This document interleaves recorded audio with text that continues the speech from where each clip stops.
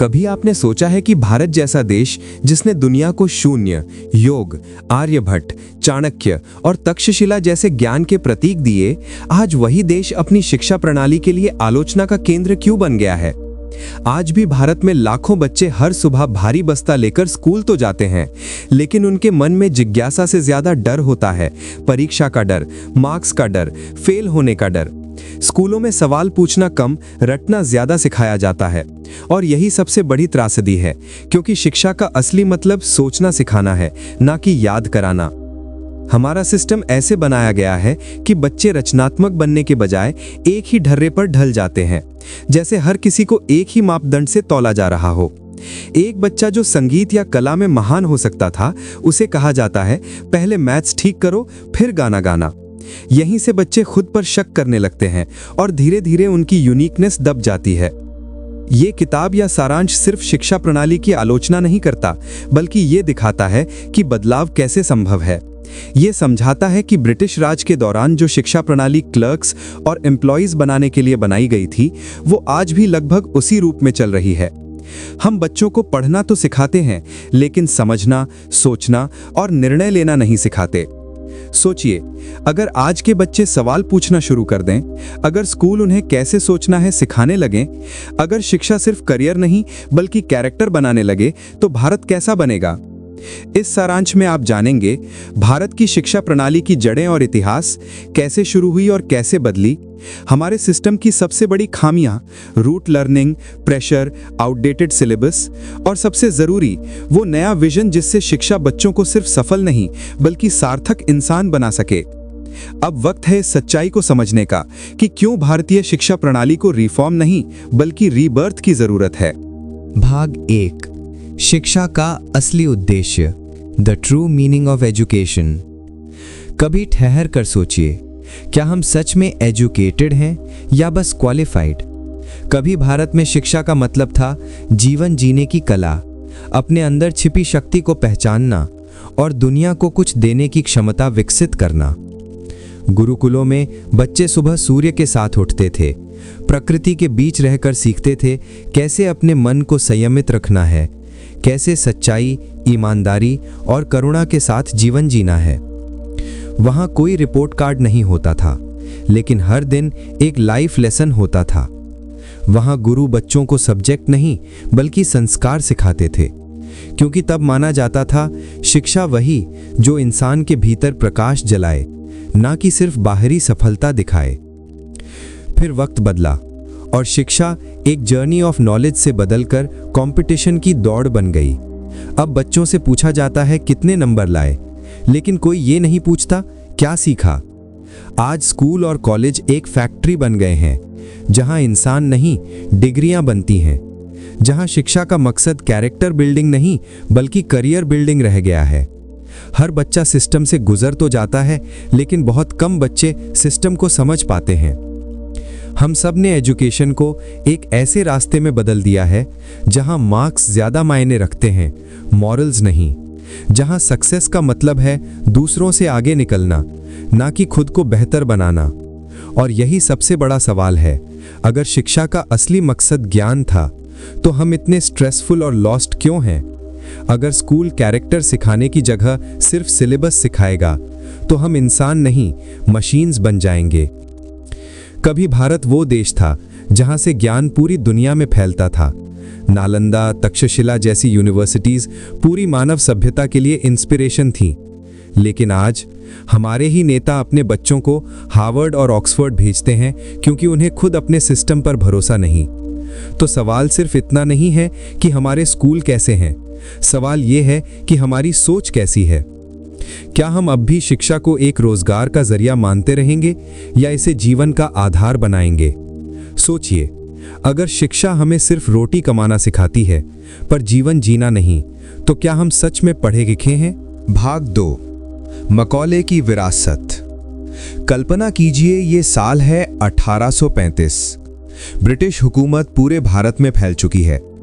उनका मकसद था भारत पर केवल राज करना नहीं बल्कि भारत के दिमाग पर भी कब्जा करना। इसी समय एक अंग्रेज अधिकारी आता है, लॉर्ड थॉमस बेबिंगटन मकौले। उसने एक शिक्षा नीति बनाई जिसे कहा गया मकॉले एजुकेशन सिस्टम। लेकिन इस सिस्टम का असली उद्देश्य था ऐसे लोग तैयार करना जो रूप में भारतीय हों लेकिन सोच में अंग्रेज। मकॉले ने कहा था, हमें ऐसे क्लर्क और अफसर चाहिए जो हमारे लिए काम करें, हमारी भाषा में सोचें और भारतीय जनता पर शासन चलाएं। यानी शिक्षा का असली मकसद था सोच को गुलाम बनाना। इस सिस्टम के बाद स्कूलों का ढांचा ऐसा बनाया गया कि बच्चे सोचना नहीं, रटना सीखें। शिक्षा का उद्देश्य नॉलेज नहीं, नौकरी बन गया। हर बच्चा एक जैसे सवालों के जवाब दे, एक जैसी यूनिफॉर्म पहने और एक जैसे एग्जाम दे। यही सिस्टम की सफलता मानी गई। धीरे धीरे इस सिस्टम ने हमारी ओरिजिनलिटी, लैंग्वेज और इमेजिनेशन को खत्म कर दिया। हम अंग्रेजी में सोचने लगे, अंग्रेजी में सपने देखने लगे और अपनी भाषा, संस्कृति और जड़ों से दूर होते चले गए। जो बच्चे कभी खोजने के लिए पैदा हुए थे, उन्हें रटने की मशीन बना दिया गया। जो समाज कभी वेदों और उपनिषदों से ज्ञान लेता था, वो अब टेक्स्ट बुक्स और मार्कशीट्स में बंध गया। मकॉले ने भारत में एजुकेशन को एम्प्लॉयमेंट की सीढ़ी बना दिया, एनलाइटनमेंट का साधन नहीं। और आज भी हम उसी नींव पर बने स्कूलों में पढ़ रहे हैं, जहां क्वेश्चन करने की नहीं, आंसर याद करने की प्रैक्टिस सिखाई जाती है। सोचिए, अगर शिक्षा का असली मकसद कैरेक्टर बिल्डिंग होता, तो क्या हम इतने डिपेंडेंट होते मार्क्स और डिग्रीज पर? भाग 3, आज की सच्चाई। आज के भारत में शिक्षा प्रणाली का असली चेहरा यही है। बच्चे स्कूल और कॉलेज तो जाते हैं, लेकिन सीखते नहीं, सिर्फ रटते हैं। हर साल करोड़ों बच्चे बोर्ड एग्जाम्स, एंट्रेंस एग्जाम्स और कॉम्पिटिशन्स में फंसते हैं, लेकिन सिस्टम उन्हें सोचने, समझने और खुद निर्णय लेने की क्षमता नहीं देता। आज के स्कूल और कॉलेज बन चुके हैं मार्क्स फैक्ट्रीज। क्रिएटिविटी और क्यूरियोसिटी लगभग गायब हैं। क्रिटिकल थिंकिंग, प्रॉब्लम सॉल्विंग और प्रैक्टिकल लर्निंग की कोई जगह नहीं। स्टूडेंट सिलेबस खत्म करने और एग्जाम क्लियरिंग में फंस जाते हैं। NCERT की रिपोर्ट के अनुसार 80% बच्चे एग्जाम के लिए पढ़ते हैं, जीवन के लिए नहीं। 60% ग्रेजुएट्स एम्प्लॉयबल नहीं होते, भले ही उनके पास डिग्री हो। नीट, JEE, UPSC जैसी कॉम्पिटिटिव एग्जाम्स में लाखों बच्चे शामिल होते हैं, लेकिन सिर्फ टॉप 1% ही सफल होते हैं। हर बच्चा कंपटीशन में फंसा हुआ है, लेकिन गाइडेंस, मेंटरशिप और लाइफ डायरेक्शन कहीं नहीं। कोचिंग सेंटर्स, एक्स्ट्रा क्लासेस और प्राइवेट ट्यूशन्स डोमिनेट कर गए हैं। स्ट्रेस, एंजाइटी और डिप्रेशन आम हो गए हैं। कोटा, दिल्ली और हैदराबाद जैसे एजुकेशन हब्स में बच्चों की मेंटल हेल्थ लगातार प्रभावित हो रही है।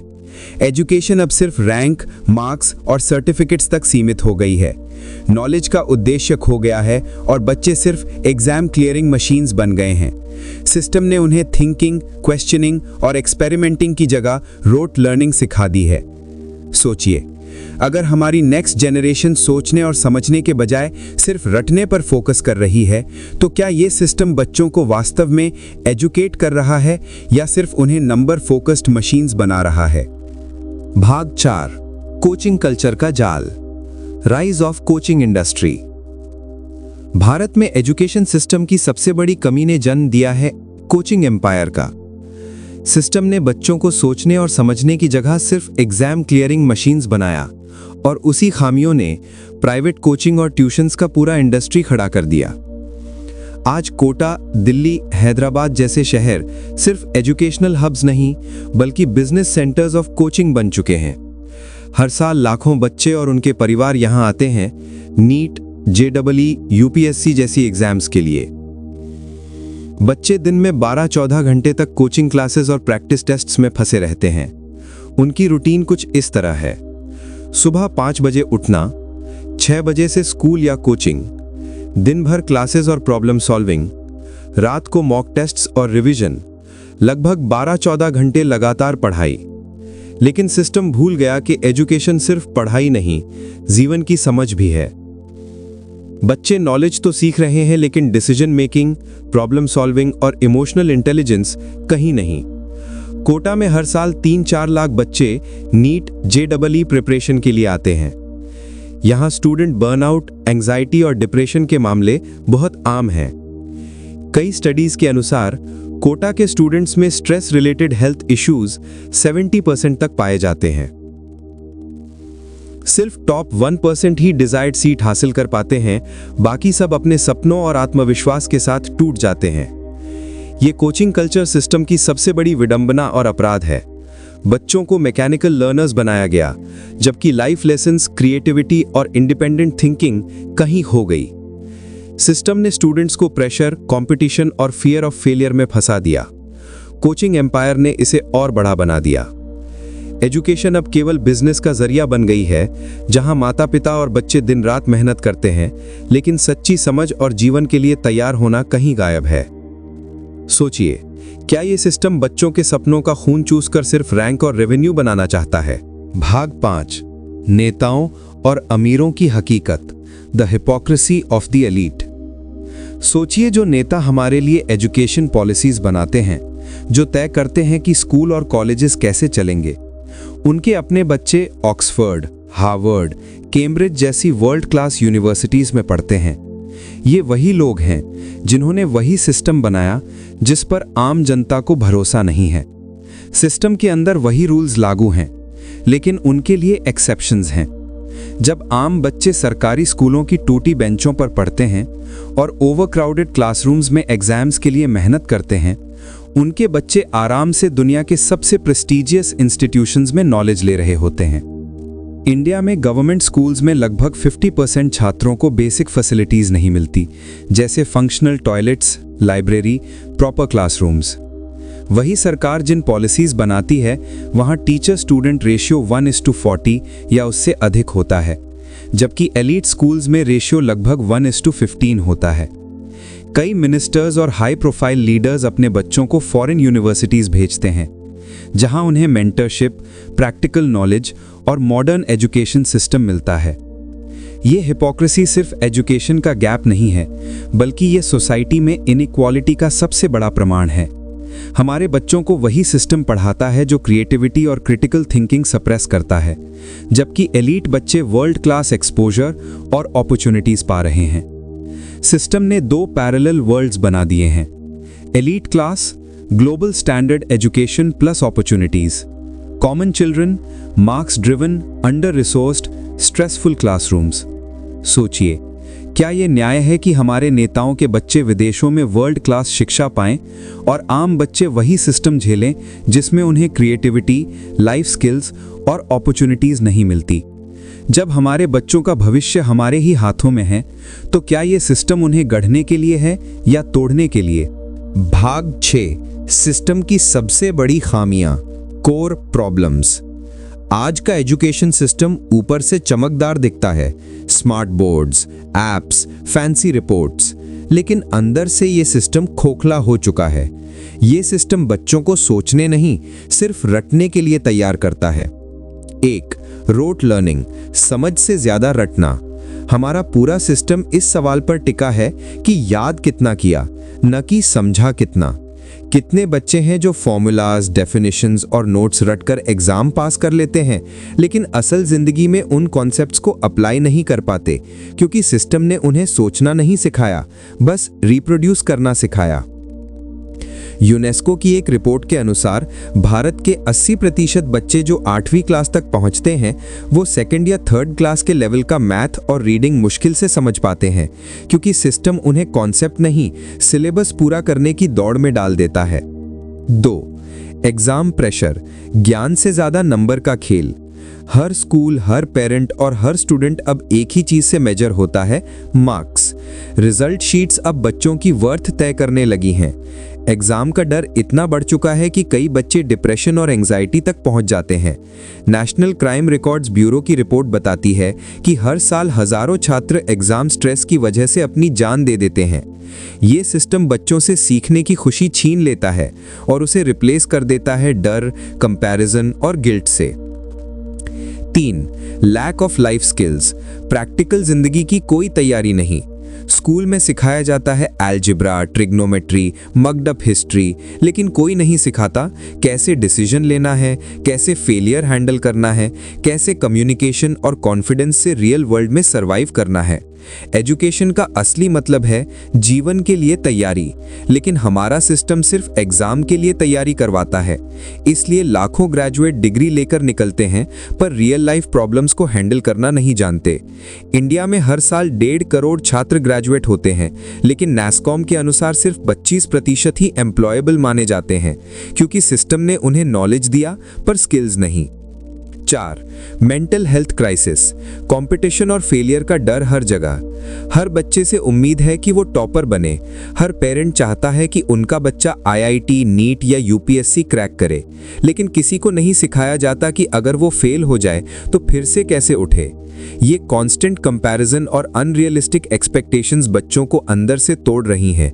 एंजाइटी, इंसोम्निया, सेल्फ डाउट ये नई पीढ़ी की पहचान बन चुकी हैं। हमने शिक्षा को रोजगार से जोड़ दिया, जीवन से नहीं। इसलिए सिस्टम दिन ब दिन मॉडर्न होते हुए भी बच्चों को ह्यूमन बनाना भूल गया है। सोचिए, अगर बच्चों को सिर्फ नंबर नहीं, सोचने, समझने और जीने की कला सिखाई जाए तो शायद यही सिस्टम असली एजुकेशन रेवोल्यूशन बन जाए। बच्चे किताबें नहीं, सपने रट रहे हैं और सिस्टम अब भी पूछ रहा है कि कितने मार्क्स आए। भाग 7, उम्मीद की किरण, होप फॉर चेंज। हर अंधेरे दौर के बाद एक रोशनी आती है और भारत के शिक्षा जगत में वो रोशनी धीरे धीरे लौट रही है। कई सालों की आलोचनाओं और चर्चाओं के बाद 2020 में भारत ने एक नई शुरुआत की, न्यू एजुकेशन पॉलिसी 2020। 1. शिक्षा का नया विजन, स्किल बेस्ड और होलिस्टिक लर्निंग।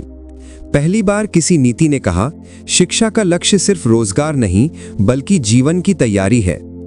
NEP 2020 का मकसद है बच्चों को सोचने, समझने और सृजन करने के लिए तैयार करना। अब ध्यान सिर्फ मार्क्स पर नहीं बल्कि स्किल्स, क्रिएटिविटी और क्रिटिकल थिंकिंग पर है। पुराने रोट लर्निंग मॉडल की जगह अब activity based learning, experiential learning और मल्टीडिसिप्लिनरी एजुकेशन लाई जा रही है। मतलब एक बच्चा अब साइंस के साथ म्यूजिक भी सीख सकता है या हिस्ट्री के साथ एंटरप्रेन्योरशिप भी। अब सब्जेक्ट्स की दीवारें टूट रही हैं और इमेजिनेशन को उड़ान मिल रही है। 2. 10+2 सिस्टम की जगह 5+3+3+4 स्ट्रक्चर। पुराना रिजिड सिस्टम अब फ्लेक्सिबल बन गया है। अब बच्चा फाउंडेशनल स्टेज से ही कॉन्सेप्ट्स को समझने और एक्सप्लोर करने पर ध्यान देगा। 3 से 8 साल, खेल खेल में सीखना, फाउंडेशनल स्टेज। 8 से 11 साल, क्यूरियोसिटी और बेसिक कॉन्सेप्ट्स, प्रिपरेटरी स्टेज। 11 से 14 साल, एक्सपेरिमेंटेशन और डिस्कवरी, मिडिल स्टेज। 14 से 18 साल, करियर अवेयरनेस और स्पेशलाइजेशन, सेकेंडरी स्टेज। इससे शिक्षा का दबाव नहीं, आनंद बढ़ेगा। 3. वोकेशनल और स्किल एजुकेशन। अब हर बच्चा एम्प्लॉयबल बनेगा। अब हर स्टूडेंट को 6th क्लास से ही स्किल बेस्ड सब्जेक्ट सिखाए जा रहे हैं, जैसे coding, carpentry, gardening, design thinking, artificial intelligence इत्यादि। इसका मकसद है कि हर बच्चा रियल वर्ल्ड चैलेंजेस के लिए तैयार हो। अब डिग्री नहीं, काबिलियत मायने रखेगी। 4. लोकल लैंग्वेज और इंडियन नॉलेज सिस्टम। NEP ने कहा, अगर बच्चा अपनी भाषा में सोचेगा तो उसकी क्रिएटिविटी कई गुना बढ़ेगी। अब प्राथमिक स्तर पर शिक्षा मदर टंग या रीजनल लैंग्वेज में दी जा रही है ताकि बच्चा खुद को समझ सके, नकल न करे। साथ ही वेदास, योगा, आयुर्वेदा, इंडियन मैथमेटिक्स जैसी भारतीय नॉलेज ट्रेडिशंस को मॉडर्न एजुकेशन के साथ जोड़ा जा रहा है ताकि आने वाली पीढ़ी अपनी जड़ों से भी जुड़ी रहे और ग्लोबल वर्ल्ड में भी आगे बढ़े। 5. टेक्नोलॉजी और डिजिटल इंडिया का योगदान। अब शिक्षा केवल क्लासरूम तक सीमित नहीं है। ऑनलाइन लर्निंग, वर्चुअल लैब्स और AI based learning tools education को हर गांव तक पहुंचा रहे हैं। डिजिटल यूनिवर्सिटी और नेशनल एजुकेशन टेक्नोलॉजी फोरम जैसे इनिशिएटिव्स भारत को एक लर्निंग नेशन बनाने की दिशा में ले जा रहे हैं। 6. बदलाव धीमा है लेकिन शुरू हो चुका है। ये जर्नी आसान नहीं है। इंफ्रास्ट्रक्चर, टीचर्स ट्रेनिंग और माइंडसेट बदलने में समय लगेगा, लेकिन जब सरकार, टीचर्स और पेरेंट्स एक साथ आएंगे तो ये सिस्टम फिर से ज्ञान का मंदिर बन सकता है, जहां हर बच्चा अपनी आइडेंटिटी और पोटेंशियल खोज सके। सोचिए, शिक्षा का असली अर्थ किताबों में नहीं, बल्कि उस सोच में है जो इंसान को मानव बनाती है। जब सोच बदलेगी तो सिस्टम खुद बदल जाएगा, क्योंकि असली शिक्षा वही है जो इंसान को अपने अंदर झांकना सिखाए। भाग 8, निष्कर्ष, असली बदलाव कहां से शुरू होगा? सोचिए, हमारे देश में करोड़ों बच्चे स्कूल और कॉलेजेस में मेहनत कर रहे हैं, लेकिन उनकी मेहनत अक्सर मार्क्स, एग्जाम्स और कंपटीशन तक सीमित रहती है। नॉलेज का असली मकसद खो गया है, क्रिएटिविटी और थिंकिंग सप्रेस हो रही है। लेकिन सच्चाई ये है कि बदलाव किसी पॉलिसी या कमेटी से नहीं आएगा, बदलाव शुरू होता है हमारी सोच से। अगर माता पिता, शिक्षक और छात्र समझें कि एजुकेशन का मकसद सिर्फ डिग्री या रैंक नहीं है, बल्कि जीवन के लिए तैयार करना और क्रिटिकल थिंकिंग सिखाना है, तो सिस्टम अपने आप बदलने लगेगा। OECD और यूनेस्को की स्टडीज कहती हैं कि जिन देशों में लाइफ स्किल्स, प्रॉब्लम सॉल्विंग और क्रिएटिविटी पर फोकस है, वहां स्टूडेंट्स एकेडमिकली भी टॉप परफॉर्म करते हैं। फिनलैंड, सिंगापुर और साउथ कोरिया में मार्क्स ड्रिवन लर्निंग कम है और एक्सपीरियंशियल लर्निंग, कोलैबोरेशन और क्यूरियोसिटी को ज्यादा वेट दिया जाता है। इंडिया में भी कई इनोवेटिव स्कूल्स और एडटेक प्लेटफॉर्म्स ये दिखा रहे हैं कि स्किल्स बेस्ड एजुकेशन पॉसिबल है और बच्चों का कॉन्फिडेंस, एंगेजमेंट और अंडरस्टैंडिंग बढ़ता है। अगर भारत फिर से विश्व गुरु बनना चाहता है, तो हमें एजुकेशन को बिजनेस नहीं, मिशन बनाना होगा। हमारे बच्चों को वही सिस्टम चाहिए जो उन्हें थिंकिंग, एक्सपेरिमेंटिंग और लर्निंग फॉर लाइफ सिखाए। मार्क्स केवल मेजरमेंट हैं, लाइफ रेडी स्किल्स नहीं। Skills, creativity, critical thinking, problem solving, communication और इमोशनल इंटेलिजेंस, ये है असली टूल्स भविष्य के लिए। जब तक हम सिस्टम को केवल एग्जाम और नंबर्स तक सीमित रखेंगे, स्ट्रेस, रोट लर्निंग और इनइक्वालिटी बना रहेगा। Education should not prepare you for exams, it should prepare you for life. अगर हम सच में अपने बच्चों को एम्पावर्ड, कॉन्फिडेंट और कैपेबल बनाना चाहते हैं, तो बदलाव आज हमारी सोच और अप्रोच से शुरू होगा, ना कि सिलेबस या रूल से। मार्क्स के पीछे भागना छोड़िए, क्यूरियोसिटी, अंडरस्टैंडिंग और लाइफ स्किल्स को अपनाइए। यही असली शिक्षा है। कभी भारत को विश्व गुरु कहा जाता था, क्योंकि यहाँ शिक्षा का मतलब था आत्मा का जागरण, ना कि नौकरी का इंतजाम। लेकिन आज हमारी किताबें मोटी हो गईं, सोच छोटी हो गई। हमने कैरेक्टर को छोड़कर सर्टिफिकेट को चुन लिया। पर अभी देर नहीं हुई है, बदलाव शुरू हो चुका है, नए आइडियाज, नई पॉलिसीज और नई सोच के साथ। अब जरूरत है कि हम सब मिलकर एजुकेशन को फिर से जीवन की कला बनाएं, दौड़ का मैदान नहीं। याद रखिए, सिस्टम तभी बदलेगा जब सोच बदलेगी, और सोच तभी बदलेगी जब हम खुद बदलने की ठान लेंगे। अगर आप भी चाहते हैं कि भारत का एजुकेशन सिस्टम फिर से ज्ञान का मंदिर बने, तो इस वीडियो को जरूर शेयर कीजिए, क्योंकि शायद किसी एक बच्चे तक ये मैसेज पहुंचकर एक पूरी जनरेशन को बदल दे।